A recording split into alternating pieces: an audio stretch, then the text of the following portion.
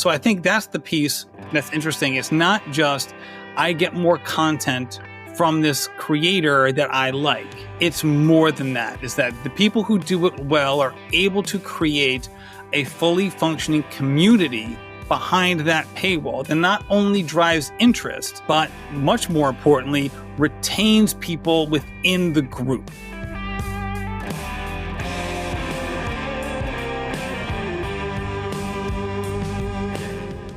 Welcome to Long Run Labs, a weekly podcast from the team behind For the Long Run, telling the stories of those running the outdoor industry where endurance and entrepreneurship meet. In this conversation, Matt Chittim, host of the Rambling Runner podcast, shares his journey from a basketball coach to a running podcaster and running coach. He discusses the evolution of his podcast, the challenges of building an audience, and the transition to run coaching. Matt emphasizes the importance of storytelling in running and how he leverages his podcast to connect with the running community. He also explores the economics of run coaching and the creator economy, highlighting the significance of personal branding in today's market. In this conversation, Matt discusses the intersection of sports, podcasting, and entrepreneurship, and highlights influential athletes and their brand partnerships, the evolution of sports podcasts, and the unique model of his podcast, Relay. The discussion also dives into the monetization strategies in podcasting and the journey of entrepreneurship, emphasizing the importance of planning and community building. This episode is sponsored by Superfiliate, the affiliate platform I keep coming back to, and for good reason. I've seen just about every affiliate tool out there, both as a creator and on the brand side, and honestly, most of them are clunky, overpriced, and way too complicated.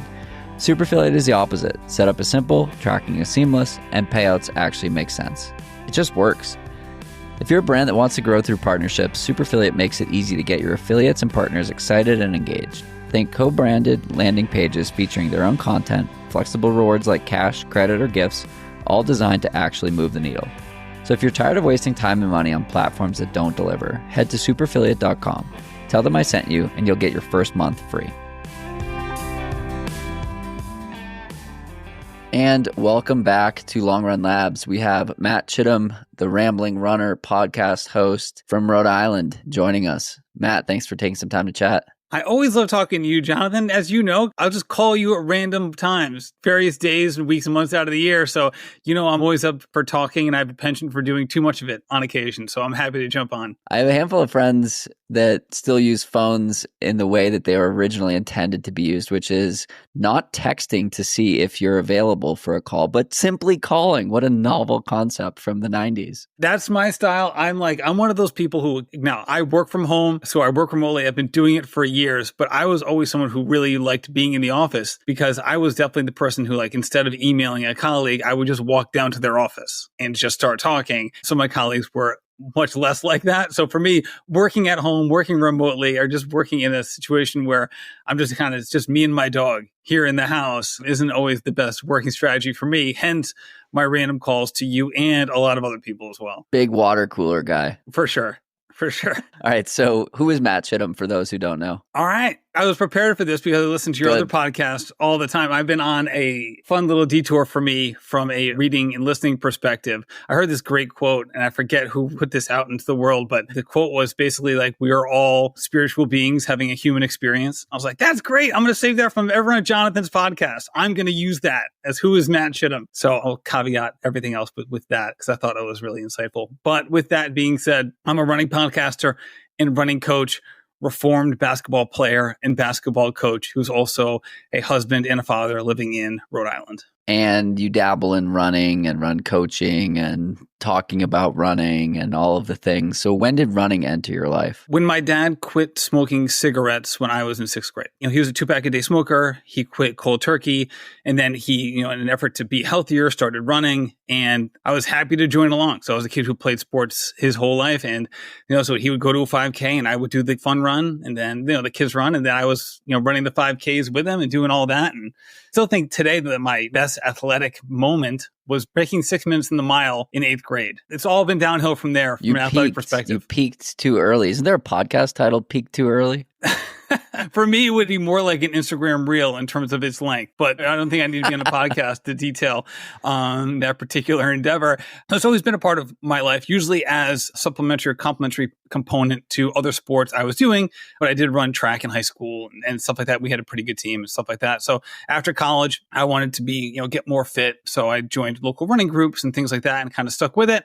And then ultimately just kind of continued on and off. But I've always liked following running, just like I've always liked following a variety of different sports. So when I had the opportunity to create a running podcast, when Anchor switched from being audio Twitter to creating basically a, no frills podcast app on your phone, which they were the first person to do so, I was on their mailing list. So I created the Rambling Runner podcast that day, which I think was July 17th, 2017. So a while ago. So I created a podcast on Anchor an hour after they went live with their new product feature. Why? Because I wanted an excuse to talk to interesting runners. And I felt like if I had a podcast, then I'd be able to do just that. Also, 6 months before that, we had created one of the first college podcasts in the country, the Providence College podcast, because I just kept haranguing my coworker, who was the VP of marketing at Providence College at the time, like, hey, you're interviewing all these people for the website and the blog and all of this stuff, the alumni magazine, just record these interviews and put them out as podcasts. So after 6 months of me bugging him about it, he's like, hey, I bought all the equipment. This is when you needed like a lot. There was a technological hurdle to start a podcast, pre-summer of 2017. So he finally bought all the stuff and he's like, but there's one caveat. You have to be the host. I was like, first of all, I have no experience with any of this. Also, I don't even work for you. So I don't think this is a great idea. I was on thin ice with my boss as it was. So I was like, there's a lot of reasons for me not to be doing this.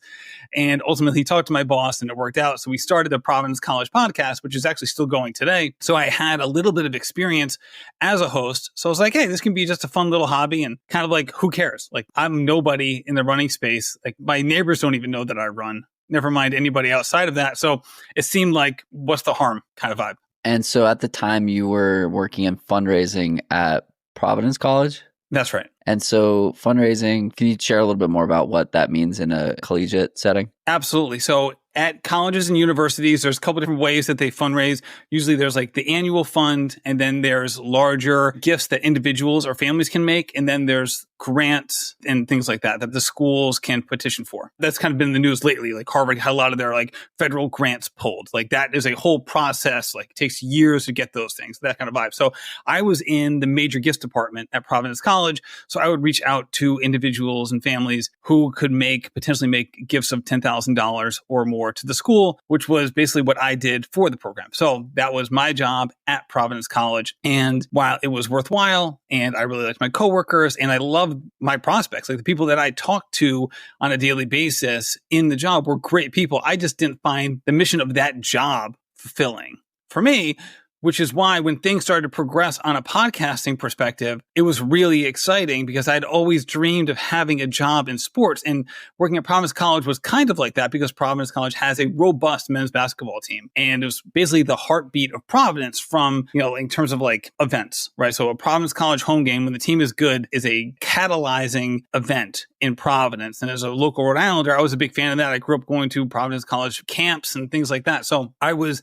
tangentially related to things that I liked, but that was the extent of it. So having an opportunity later in life to really go after not only something I was interested in, but in a field that I've always been just drawn to in every capacity was something that I just couldn't ignore. And so as time went on, you felt more of a draw to running. Yeah. So even today, like I still love all sports. Like we're recording this on June 13th and, we're in the midst of the NBA finals. So like tonight is game 4 of the NBA finals. I cannot wait to watch this game. I'm a diehard, football fan, college and NFL, and I've always enjoyed watching running. There's no question about that. I think like most people, like your introduction to the sport as a viewer is usually around the Olympics. For me, as someone who's born in 1981, seeing Carl Lewis do, amazing things, or it's kind of like a foundational memory for me of watching track and field. My dad was a track and field athlete. My dad was like one of the best jumpers in Western Massachusetts growing up. He also was one of the best back then. It was 100-yard. It was a 100-yard champion back in the day. So I'd always had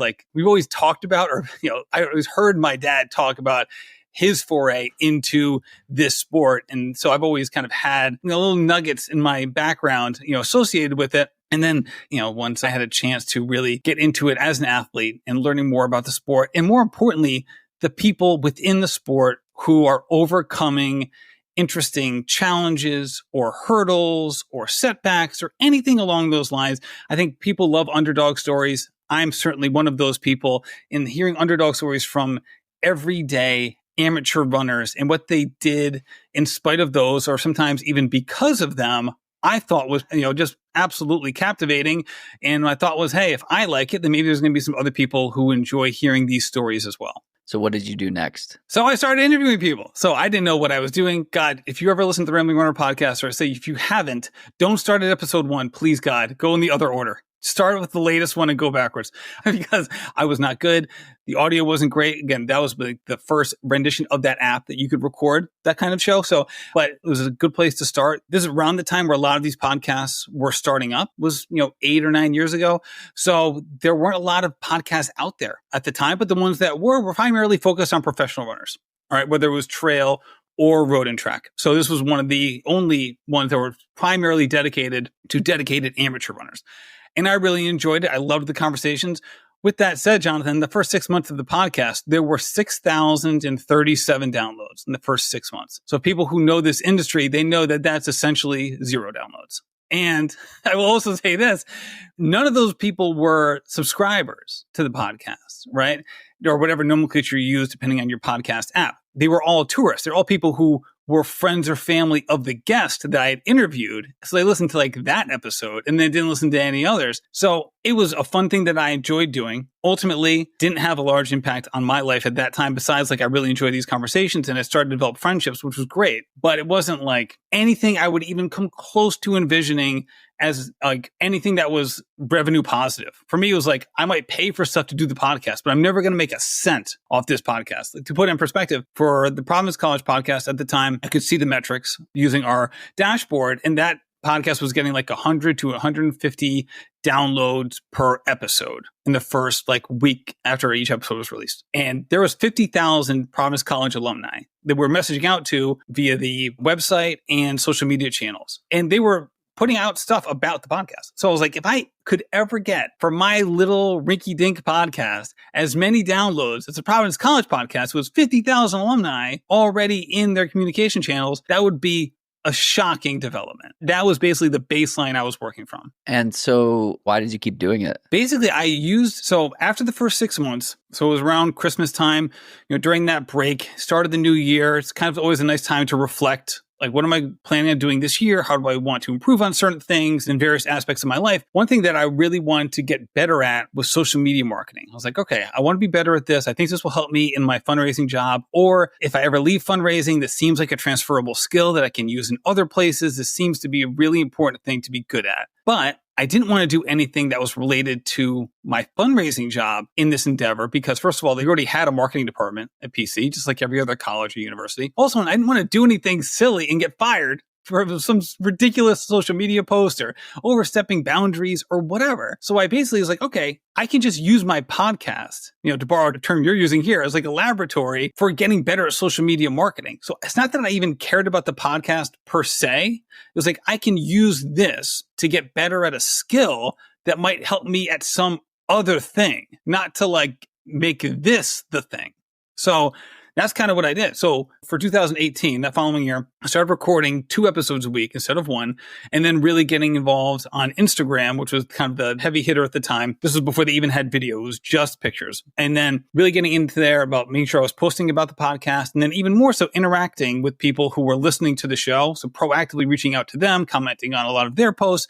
This is when people were using Instagram and the running community as kind of a running diary kind of vibe. So wait, did that ever stop? That's how I use it. I think it has. I think it's all videos now. But people are posting their daily runs, using it how people would use Strava now. People have always used Strava, I should say. But a lot of people were using it as their daily running catalog, right? Whereas now it's much more video focused. And I'm not saying which one's better or worse, but that was an interesting time in the running community. And it worked well in terms of my podcast and it aligning with that time frame. So that all kind of came together and I was very proactive on the social media side, and specifically reaching out to individuals and forming relationships and kind of building the podcast kind of one person at a time. And when did the run coaching come into play? So that came in a couple of years later. So the podcast really gained traction that year, 2018. It went from 6,000 downloads over like 6 months. In 2018, it hit 1 million downloads, which is like, that's quick. Yeah. It was a big deal for me. Why do you think that is? It was a confluence of a couple things. It was podcasting was getting more popular, generally speaking. I like to think that I did a good job of reaching out to people. Also, I had some great guests that were not only really good on the show, but were generous enough to share the show, which was really nice of them at the time. And, I think all those things kind of came together to really, amplify the podcast itself. And also there was just the running Instagram world was like, people were really into it. So that was kind of a nice thing as well. So it all kind of worked out well. And because it was an era of social media where the algorithm hadn't really taken hold, where like you would basically only see the posts of the people you followed. A lot of the people who were on the show had big followings. So when they posted about it, a lot of people saw it, as opposed to now where you post, if you get 5 to 10% engagement from your followers, that's actually like a pretty good thing, where it's much more like social media now is more like interest media, where like you can put something out and if it's a good piece of content, like a whole bunch of people could see it and it's not connected to whether you have a lot of followers or not, which is also an interesting way of going about social media. But at the time, because those people had a lot of followers, a lot of people saw the podcast. So on the coaching side, I had been a coach out of college. So I coached college basketball for 7 years. I really enjoyed that. I loved being a coach. Even today, there isn't a day that goes by that I don't miss that time, but it's such a huge time commitment, coaching college sports, that for me, I came from a family that divorced. I didn't want to be in that situation as a parent. And I knew that if I stayed in college coaching, that was probably going to happen because every single one of my mentors, whether it was in basketball or other sports, almost every single one was either divorced or admitted to me that they're on their way to being divorced. And for me, that was these were eye-opening conversations, which is why I ended up leaving college athletics. So that is the background. I just always wanted to get back into coaching. And I saw that, gaining traction in the running community through the podcast. I was like, all right, is this something that I could do? So I spent a lot of time reading, getting up to date, getting certifications on the running side, and ultimately, started my own little running coaching company, ended up merging with McCurdy Trained about a year later. And that was something that I enjoyed back then, and I enjoyed even more now. Talking about the economics of run coaching, there are so many professional athletes that are doing it. There are so many amateur athletes that are doing it. Why does it work? Why does the model work? I'd say the word work in that sentence can mean a lot of things to a lot of different people. For the most part, run coaching is a one-on-one business, which means it's really difficult to scale unless you're creating your own company that you then have a lot of coaches working for you. So you're basically making money off of their coaching book, right? But if you're just a one-on-one, I own my own coaching business and I'm the only coach in the coaching business, that is a hard business to scale. So you'll have a lot of coaches in that situation will work between 20 to 60 athletes. The vast majority of coaches probably fall within that range. And then we'll charge between, for the most part, like $125 to $250 per athlete. Now, it is a really fun job. That is for sure. If you're coaching 20 athletes, in the low, $130, $140 range, and especially if you work for a larger company where like they're going to take a portion of that. Like I work for a company that takes a very, very small portion of it. So kudos to McCurdy Trained for having that business model. If you work for 20 athletes, that's not going to be a full-time revenue, right? That's not a full-time job, but it's a really nice complementary job to something that you may already have, which is why you see so many professional athletes do this, not only because they already have the knowledge base, but now they're going to have some supplementary income coming in that, it's not like it's going to be a 40-hour a week job. And it's not something that like on its own is going to be their whole paycheck. So I think that for a lot of athletes, they're like, okay, I want a little bit more extra money. Also, I want something that's repeatable income. If I have, say you're a pro athlete and you have a shoe contract is predominantly structured for bonus incentives and things like that, you're going to be in a situation where you're not going to have weekly, monthly, even quarterly income that you can rely on. So you're going to need something along those lines. Hopefully a job that's not going to be too mentally and emotionally taxing on you, that's going to stop you from training the way that you need to train. And for a lot of runners, coaching fits every single thing on that checklist. Have you thought about the fact that the podcast is a pipeline for the coaching? Like, do you think about using your distribution to drive your own, like instead of promoting a sports nutrition product and keeping a 10% margin, you keep 100% margin or whatever you pay McCurdy Trend, 90% margin, 80% margin. Yes, for sure. And I've done ads for myself on the podcast, right? So the podcast itself, like right now, is presented by ASICS. They sponsored every episode in 2024. They're sponsoring every episode in 2025, which is absolutely fantastic for me. Also, occasionally I'll do an ad for my own coaching services.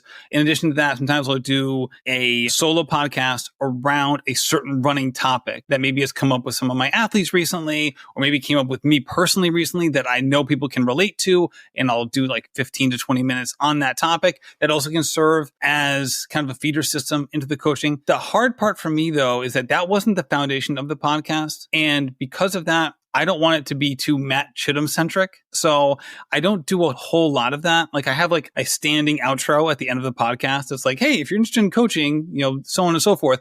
But I try not to have it just be like the Matt Chittim show about all things that I think about for running. I would say that it's something that I'm aware of, that I delve into occasionally, but it's not something that I try to go to the well on too often. Yeah, it's interesting, the intentionality versus opportunistic nature of it. So there's something to the intentionality of like the use of your own distribution to, for lack of a better word, sell your own products or services, right? So we're seeing the rise of the creator economy or the creator business economy where people with built-in distribution and trust are able to leverage that to provide their audience with something. So whether it's a CPG product or whether it's a service or something, like people are realizing that why would I promote someone else's stuff when I can make it myself and provide it to the audience? So that is a big reason or big consideration for me with this podcast, right? So couple friends and I are going to build a paid membership community for early stage founders and accidental entrepreneurs. So people who have solved a problem and oops, now they have a business that they, need help running or need to understand how to do certain things that they had never considered before. A lot of those people are listening to this podcast. And so I see a platform like this as a way to build trust with an audience and say, hey,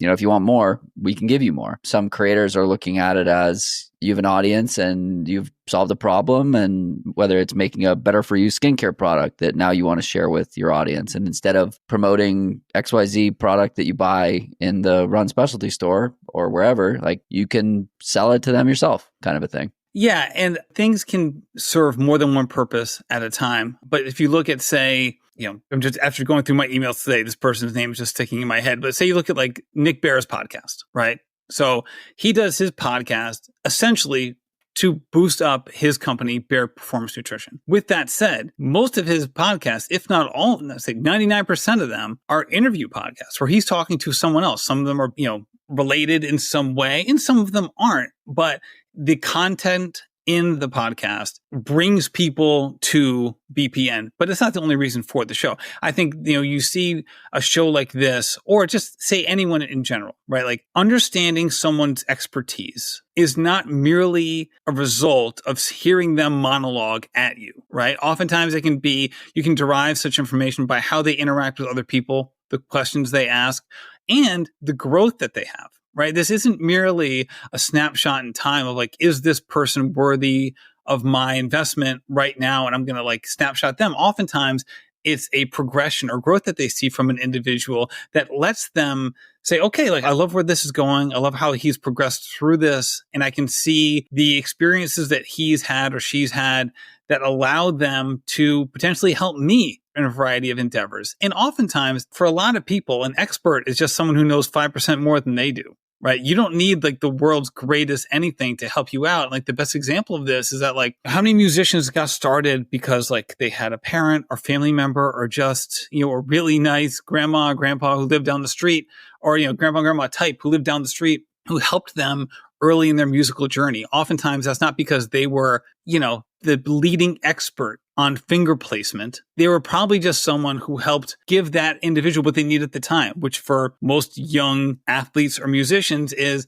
the idea of like, wow, this is really enjoyable and fun, and I want to keep doing this. And that lays the groundwork for future success. And oftentimes for people who are maybe in other endeavors or other stages of their life, I don't need Des Linden telling me how to run my 800 meter repeats. I'm sure she's great at it. And I would never refuse the input. At the same time, you could probably help me as someone who's a far better runner than me with that exact same task because you have more experience than I have. You're better at this than I am.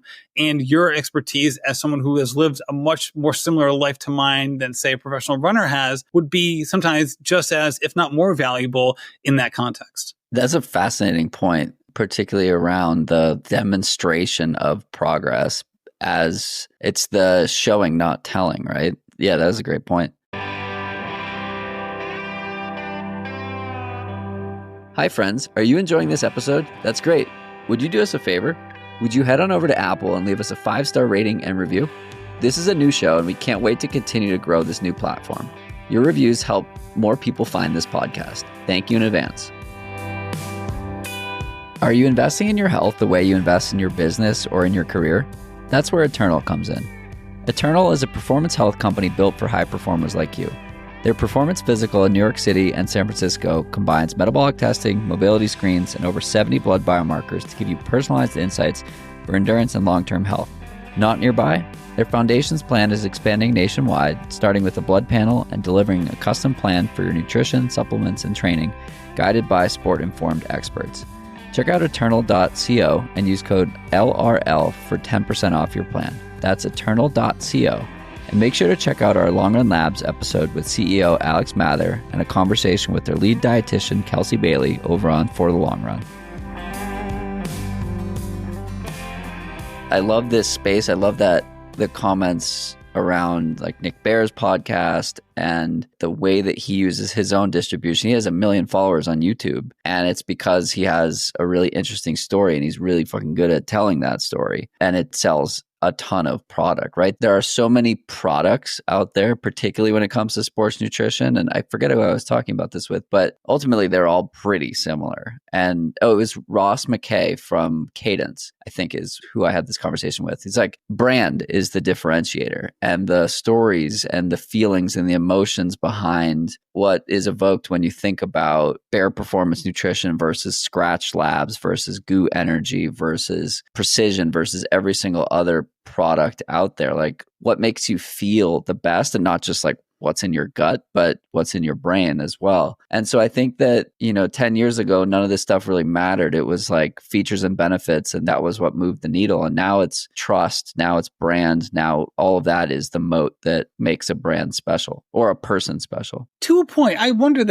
if, if we lose sight of this sort of thing over time, because I would argue in the 80s, it was the exact same thing. Like, if you go back and look at the shoes that Michael Jordan wore, the first pair of Jordans, they were not better than the initial products, right? It was Michael Jordan was the selling point, and it was everything around him that was interesting and fun and exciting.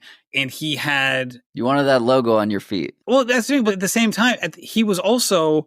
People forget this. He was kind of not a controversial figure as a person, but at the time, he wasn't thought of as like, this is the number one guy in the NBA. The Chicago Bulls hadn't won anything. The Lakers and the Celtics ruled the league behind Magic Johnson and Larry Bird. The Detroit Pistons were on the come up behind Isaiah Thomas, who was, also like an absolute star of stars after an undefeated season at Indiana. And then, being just one of the hallmark players in the NBA. And there were other guys as well, from Dominique Wilkins, who was lighting the world on fire as a dunker. Like, you had Nike was about brand built around Michael Jordan. The exact same way, not the exact same way, but in a similar way that, say, like BPN is built around Nick Bare, where the business itself basically found a personification in this individual who was integral in its growth. Obviously, Nick Bare started his own company.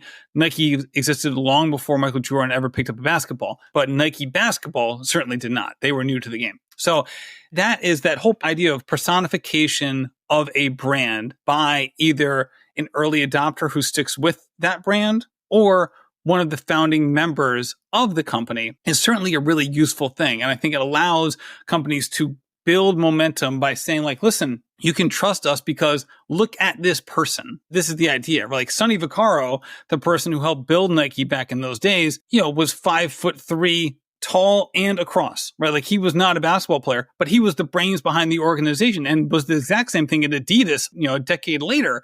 And he was an absolute mastermind in this. Now, no one looked at Sonny Vaccaro and was like, Sonny Vaccaro wears Nikes. I'm going to wear Nikes because he's a really good basketball player. That was not it. But he helped, create that idea of like the brand is personified by this person. And that is so key because if you spread your resources too thin in terms of your primary people that you're holding up as the personification of your brand, then it's kind of like having too many quarterbacks in the NFL. Like if you have 3 quarterbacks, you have no quarterbacks kind of vibe. So again, there's a reason why brands sponsor more than just one athlete, but there's usually one headliner, and that is usually the reason for it. Yeah, that makes sense. It's like when you think of a brand, who do you think of? Or when you think of a person, who do you think of? Who are some other examples in running that come to mind? That alignment is really, really strong and intuitive. Yeah, I would say, I think Courtney Dauwalter is one of those people who actually checks this box on 2 fronts, right? Like you got Solomon as one of their female athletes. For Solomon, for a long time, it was, again, I know they're more than just running, but on the running side, it was Killian and Courtney, right? Killian has started its own brand since then. But she also has with Tailwind, right? So like she is the paradigm person for Tailwind. You see the same thing with Des Linden and Brooks, right? Again, they sponsor a lot of athletes, but Des Linden is Brooks for a lot of people. It's funny, and it's a testament to Courtney in particular because as I was thinking about asking this question, I was like, if Matt asked me, I would say Courtney. And for a lot of people, they think of Nike, they still think of Steve Prefontaine, right? And which is hilarious because, like, again, his history is a complicated one because it's so intermeshed with the founding of Nike. I mean, that was 50 years ago, but he's still one of those foundational people. And I think as part of like their ethos for what Nike is still wrapped up in what he was and all the things that he believed in terms of individuality, anything to achieve the utmost level of performance and being fairly, open and brash while doing it and having that attitude around it, right? I think we saw that exact same thing in the late 80s and early 90s kind of manifest itself when they had Andre Agassi on the tennis front. Like that was basically the tennis version of Steve Prefontaine, at least it was for Nike, and his ability to kind of generate the same kind of vibes with the audience. Yes. So you clearly have a lot of well-informed opinions and ideas around the business of sports, and so much so that you actually had your own podcast prior to this one, of course, and Second Nature, which I know we both love, called The Business of Sports Discourse that you launched a couple of years ago. Talk to me about the thought around building a new podcast. Why was something like that of interest to you, and will you bring it back? I started that for the exact same reasons that I started Rambling Runner. And then later, the exact same reasons I started Road to the Trials, which I first called Road to the Olympic Trials. And like, thank God they didn't sue me because there was no way I was allowed to use that use that term. You got that cease and desist. Yeah. Right. Later changed to Road to the Trials. Which is probably also trademarked, but whatever. It probably is. Maybe I'll just change the Road to the Trails. Be like, oh, it was a misspelling. Right. Yeah. It's just a spelling mistake. Off to Western states. Right. I can't tell you how many times I've written trails and is connected to trials or vice versa because I've used both so many times in different, text exchanges. When it comes to founding these sorts of things, or, founding is too heady of a term, just starting them in general. Basically, it's not that like I'm sitting there thinking to myself, I need an idea. What can I do? It's almost exactly the opposite of like, hey, I can't stop having these conversations. It's like, I think about it all the time. I'm either talking to myself, my dog, the mirror, or I'm spamming my friends with phone calls and talking to them about it, whether they want me to or not. And that was basically the idea behind it. So I had a co-founder, Jason Macaluso, who's a great guy. And we would have these conversations all the time. He was actually one of my prospects at Providence College. So he was like one of the people I would contact about raising money. And 99% of the time, we would not talk about that. We would just talk about like the business of sports. And he was into triathlon and stuff like that. So that was kind of the idea. It's like, I was thinking about these things all the time. I was talking about these things all the time. And after a while, I just kind of took it to the next step and said, well, why don't I just kind of, if I'm having these sort of conversations anyway, I'm doing this kind of research anyway as a hobby, let's just kind of take the next logical step. Now, I didn't, expect anything to come out of it necessarily. I didn't have any, if it failed, I didn't care. Again, this was just kind of the next natural progression as opposed to like a line in the sand or paradigm shifting moment. It certainly was not. And that was just kind of the vibe. So we did it. I was really excited that we did it. Ultimately, I had to make a decision whether I want to continue that podcast or start Road to the Trials. I couldn't have 3 podcasts at one time at that point and still do them justice. So I ultimately decided to do Road to the Trials, which was a good move for me, even though I loved that business podcast. Ultimately, I think it was a great example of this is the reason to start this sort of thing, as opposed to saying, I need to start something and then coming up with an idea later.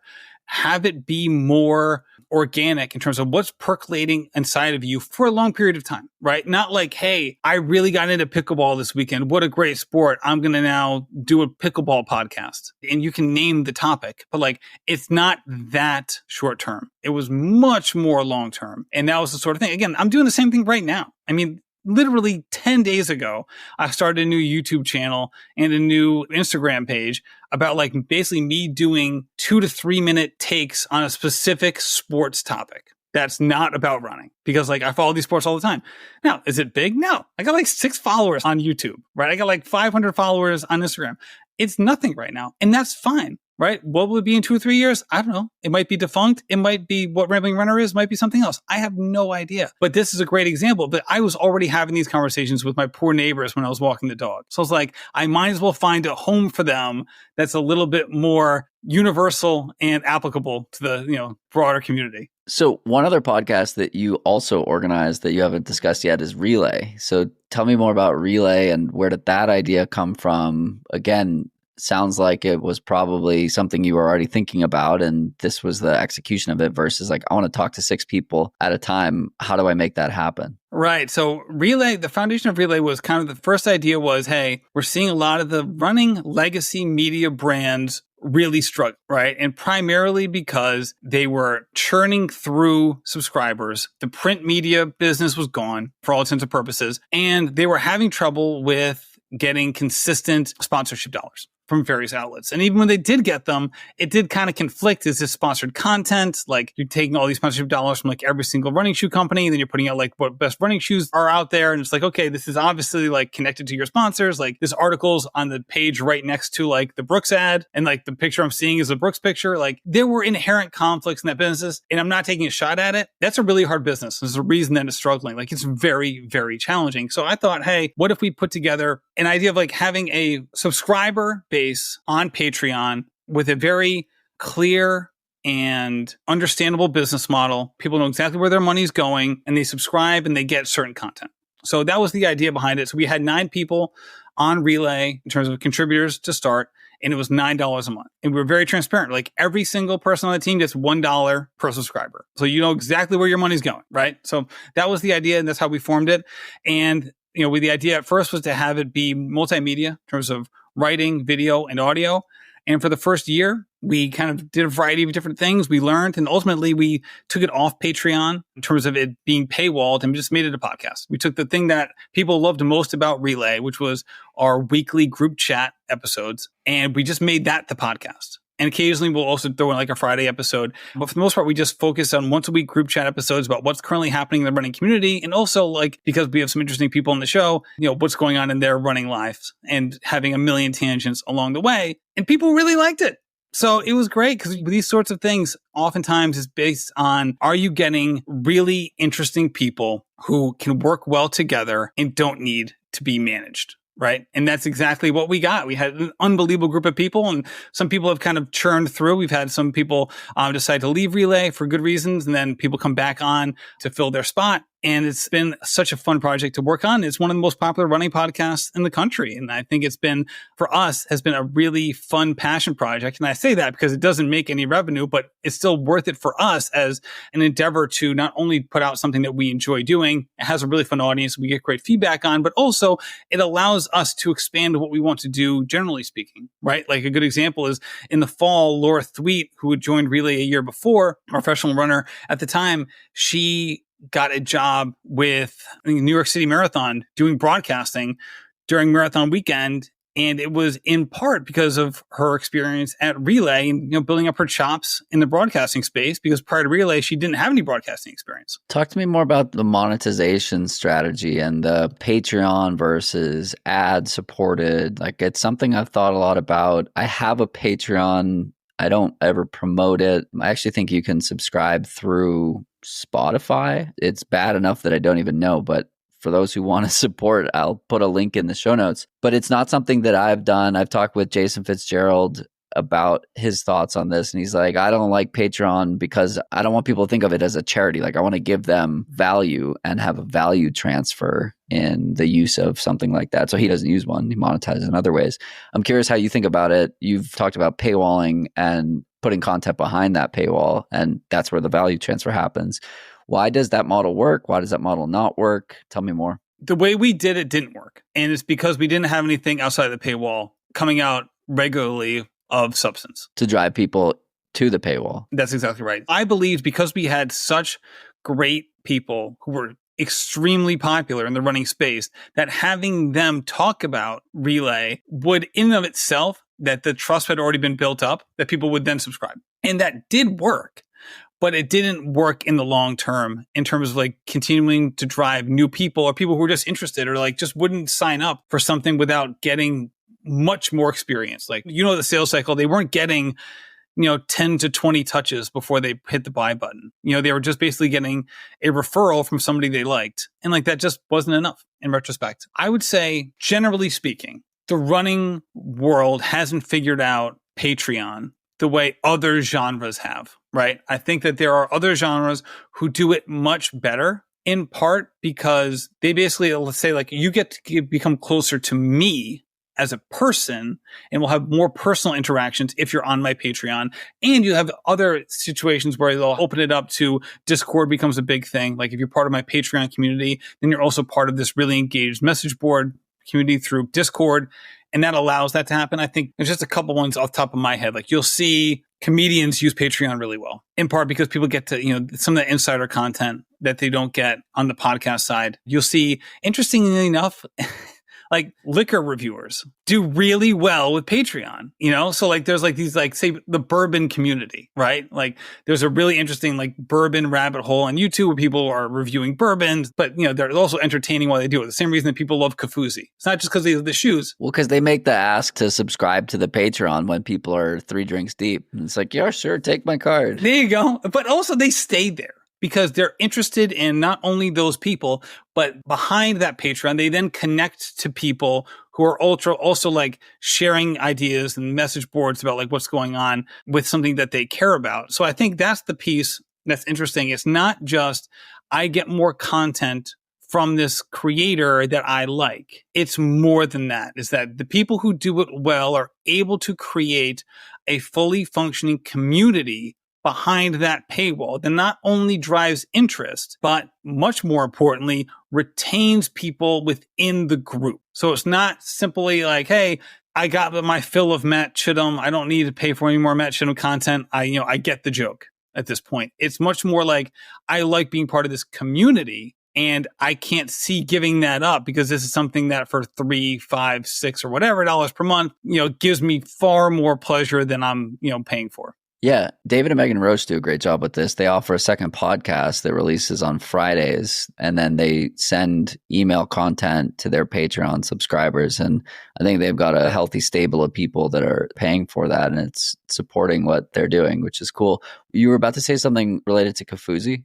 I mean, like, the other part here too is that the people have to be entertaining, right? Like, people love Kafuzi not merely because he's really good at reviewing shoes, but they find him personally engaging and entertaining when he does it, right? It's not merely the information. I think that's the unlock, right? That it's not merely like, to put it into recruiting terms for like, for college athletic recruiting, it's not just the X's and O's, it's the Jimmies and the Joes. I've dabbled in shoe reviews and have made my niche with it, the no jargon shoe review. So I think that that's an addressable space as well. Like, people like Kafuzi and all these people that do shoe reviews get like incredibly technical on the upper or the foam material or the, all these different things.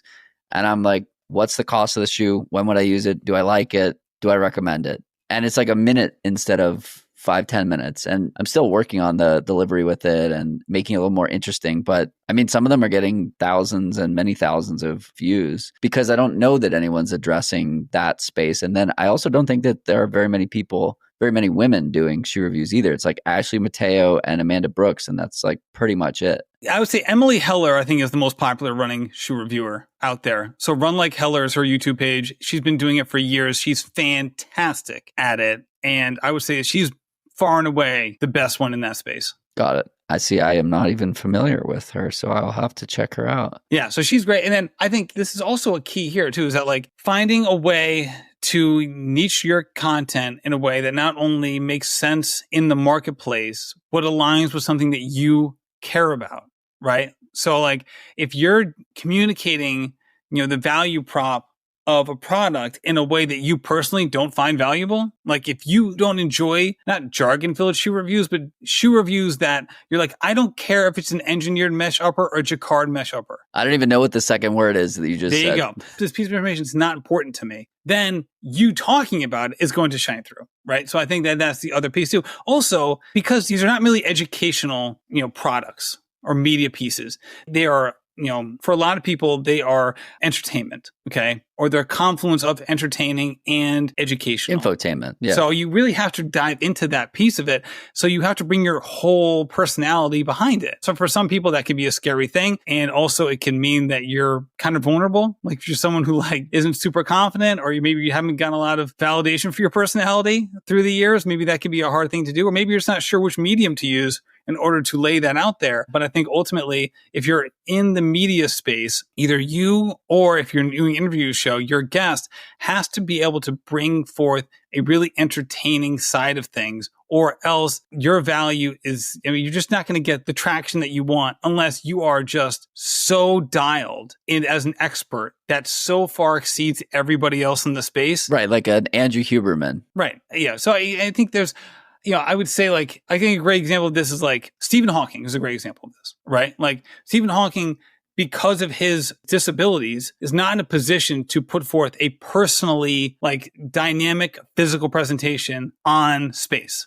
But the language that he's able to put forth on the topics that he knows so much about is so engaging that it doesn't matter. Like it's solely wildly informative, right? For so many people. Again, that's maybe not the best example, but like that's not somebody who's like really trying to, provide some over the top, entertaining experience with limited expertise, which would be the opposite of that situation. Matt, this has been a blast. Is there anything else that you wanted to talk about today that we didn't get to? Yeah, I do want to mention something that you don't know the timelines of how these things are going to work. There's so many people who do this sort of thing, can be goal-oriented, and for good reason. You're just guessing. You don't know. And it's not just about like, I'll just work harder. It'll make it more successful, some of these businesses. You just don't know. You also don't know which ways you're going to have to pivot at various times and things like that. So much of this is, serendipity mixed with, having your eyes open up to see different opportunities and then embracing them. And then maybe it doesn't work. And I think having small experiments as well. And lastly, oftentimes there can be some romance around going all in on a side hobby or a business or something that speaks to you personally in so many ways. You tell me that now? That doesn't mean you need to quit your job right away. For so many people, Jonathan knows this, I know this, your day job can bankroll your dreams for a long period of time, whether that means taking the money that your side hustle is making and just pouring it right back into your side hustle. Like, that's great. That's a good thing to do, right? Or, creating a nest egg that you can use when you do decide to quit your job so that you don't automatically feel like, oh my God, I didn't make money in month 2. I better start updating my LinkedIn profile. Like, you need bankrolling your business with your day job for a however period of time, but for the long term is a really good way to get your startup business, whatever, going. You can bankroll yourself. You can be your own angel investor in that sense. So I would remind people that the idea of going all in doesn't necessarily mean burning your financial boats. It means being your own angel investor until you get to the point where your side hobby is maybe making just as much, if not more, than your day job. Because oftentimes your side hobby is probably in a more volatile business than your day job. I'm just going to make that guess, but it probably is. Okay. In which case, you need to be in a position where you have made a certain amount of money for a certain amount of months or maybe even years. So you can say, hey, again, there's still risk here, but I know the lay of the land. I've produced, I've seen what I'm capable of. And this is a no-brainer decision as opposed to a gut-wrenching, fear-induced decision. Totally. To make it more tangible, that's exactly the process that I followed. I've been doing For the Long Run for 6 years. For the last 3 years, it's been an interesting revenue amount on an annual basis. And I very strongly believe that this year I'll earn more through podcasting and these channels than I did in my W-2 last year, which is wild. But like, I didn't take the leap in 2013, the first time that I thought I could make that statement, or 2023, the first time I thought I could make that statement. I didn't do it in 2024 when the number increased another 20%. And I did it in 2025 when the number increased another, 10 to 20%. And I was just listening to Roy Metzer, the founder and CEO of Avelo, on Second Nature. And he said the exact same thing. He started thinking about building it in a full-time role, and he used his full-time job savings to basically pay for not making any money for a period of time. And now he's in a position where he's about to launch commercially, and he might pay himself for the first time in 2 years. And so, yeah, it's a really important distinction that going all in doesn't mean quitting, but maybe it does eventually. But you need to be in a place where it's not going to wreck you financially if you're wrong, right? I had a conversation with the CEO of Scratch, and he was like, you got to take the leap, because like, what happens if you don't make any money for 3 months? Like, I assume that you'll still be able to pay your bills. And it's like, okay, well, if that lasts for 12 months or 24 months, that's a totally different scenario than not being able to do it for 3 months. And so I think some of it is proper planning and just listening to what sets your soul on fire. Yeah, no, I couldn't agree more. It's an important thing to remember for a lot of people. So a lot of this stuff can be romanced over time about how people did something crazy, but none of us are doing that unless we're just independently wealthy or we're lucky enough to have a spouse that allows us, to basically like have a failing business and it's still fine financially. Yeah. Like, I don't have that situation. My wife works, but like, we don't have that situation. So if you are in a position where like, if one sponsor pulls out, if like that's enough for your business to be like, all right, this is no longer going to work, then you're not ready to quit your job yet. And that's fine. As long as you know, right? If you're sitting there like, hey, again, you never know when a sponsor is going to pull out. Even if you have a contract, like, you're not going to take them to court if they're like, listen, we're on the rocks, we have to cancel the deal. Good luck suing ASICS. Like, it's never going to happen, right? Like, you have situations like that. Again, ASICS paid me up front. It's not a big deal. I'm just giving them as an example. Like, I did have a sponsor once that went out of business. They're like, hey, this is really working well, but like, we priced the overhead wrong. It was a coffee company. It was like, they'd bought 6 months of ads. They stopped paying me after 6 weeks. And it was like, I was really expecting that money. And if that was enough to say like, wow, now this is no longer financially viable, that would have been my fault, because I would have planned incorrectly for a perfectly legitimate prediction on what could happen in the future. On that note, appreciate the chat. And where can people find you on your corner of the internet? All right. If you go to Instagram at rambling_runner, that's where I'm probably at. That's for sure. If you go over to your favorite podcast channel, it's just the Rambling Runner podcast. I'm right there. Put out basically 6 episodes a month for the most part. Sometimes a little bit more than that, which is also fun, but it's about dedicated amateur runners. And if that describes you or someone that you know, give it a listen. Check out Matt's podcast. I've been on there a couple times. It's super fun. While you're playing around in your podcast player, if you could click over to Long Run Labs and smash that 5-star rating, really helps as a new podcast. I mean, if you're listening at this point, you're an hour in. I mean, what's stopping you now? If you're an hour in, it's the gentleman's agreement that My First Million has, that if you watch 5 YouTube episodes, you have to subscribe. Same thing. You made it to the end. You're over an hour through. Please hit 5 stars. Thanks. Yeah, exactly. Thanks for tuning in to this episode of Long Run Labs. If you like this episode, make sure to subscribe, leave a review, and share it with someone who's building something of their own. We'll be back next Tuesday with more stories at the intersection of endurance and entrepreneurship from the people shaping the outdoor industry in ways big and small. Until then, keep showing up, keep asking questions, and we'll see you out there. The show is produced by Dylan Delaney of Delaney Video LLC, with musical composition by Brian Walters of Single Track Sound, and managed overall by Emily Holland of Wild Poppy Creative.